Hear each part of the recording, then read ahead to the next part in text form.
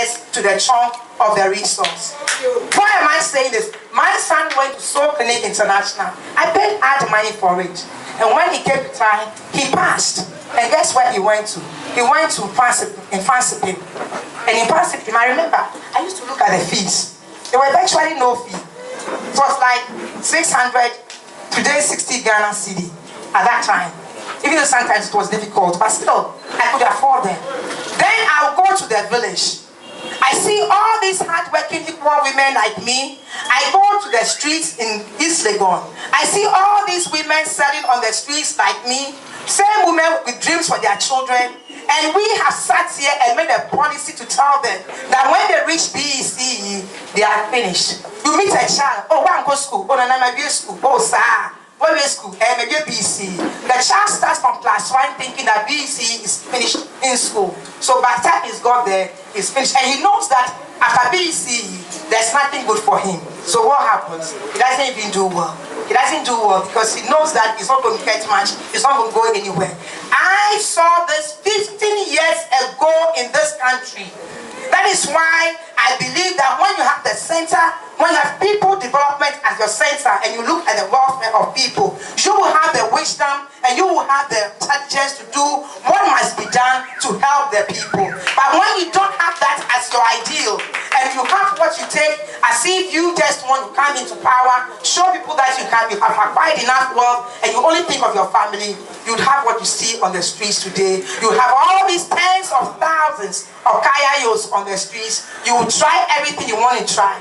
The more you take them off the streets, tens of thousands will still come because they have to find a better job and better opportunity. They are sensible, intelligent human beings. We need to create better opportunity for them.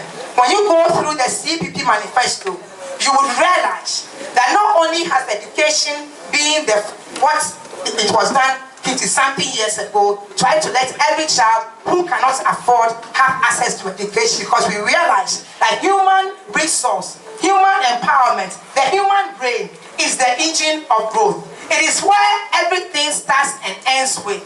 It is where creativity, innovation, and everything starts with. And no wonder that the leader of our party was overthrown by people who had the same vision, because they know that if that continues, Ghana would overtake the world, and they were not ready for that. Today, I stand here and I tell you that Ghanaians who are listening to me, we are not going to stand here to make you any promises. For me, my promise is simple.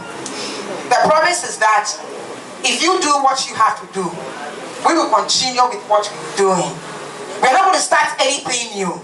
The same determination, the same commitment, the same thing that made me go from every corner of the world.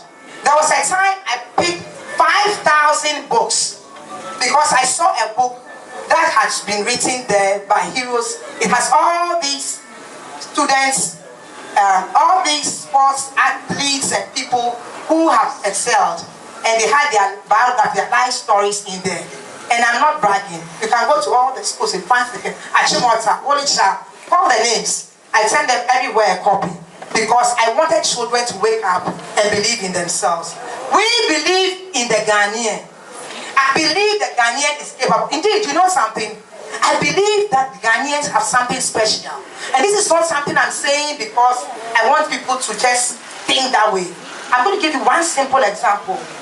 Why the Ghanaian is so special. Maybe it is because we happen to be in the center of the universe. When you draw everything, you fall into the universe at the center. Maybe that's the reason why. I have no clue. But let me tell you why. When the Ghanaian does not need we adults to excel, when we don't have to sit down and make policies for him or her, when all we have to do, all they have to do is use their human spirit and determination, they excel and pass the world. Look at boxing. The Ghanaian boy doesn't need you to box. You don't have to build anything for them. They only need to practice. And they only need to be determined.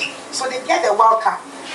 Because they didn't need us. If we had to do anything for them, I can assure you, they wouldn't have gotten anywhere. And these are boxers who don't even have the best of interest in their system.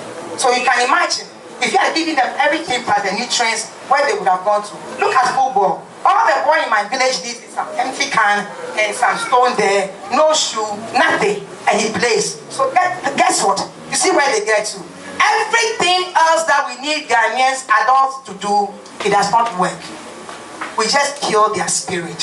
So we, the CPP government, together when you bring us Ghanaian youth everywhere, our commitment is that we believe in you. We know you are capable. Indeed, we believe that for some reason, special reason, you are more endowed. And for that reason, we will create for you the opportunity so that you can excel within your own God-given abilities. And then, let me if I don't finish it, all the things that I've said here, I will not even do it. Because once I start talking about children, I can't stop. Every time. You know why? Because I believe that when you have education, everything else seems to fall in place. Everything else falls in place. Let me just wrap up by, I have so many things to talk about, but you can ask me questions. Let me wrap up with a break. Why it is so important to bring CPP back? Because if you go, the reason why there's so much poverty in Ghana, let me explain to you. It's not because we don't have hard-working Ghanaians. We have hard-working Ghanaians. Go to the villages and you see hard-working Ghanaians. Go on the streets and you see them working in the scorching sun. These are hard-working, intelligent people. But we haven't put that thing that we just read, what is called government interventions.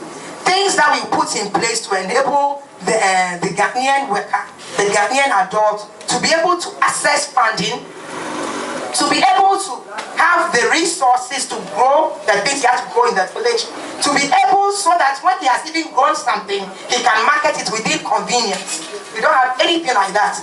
It was started by the first government, where we had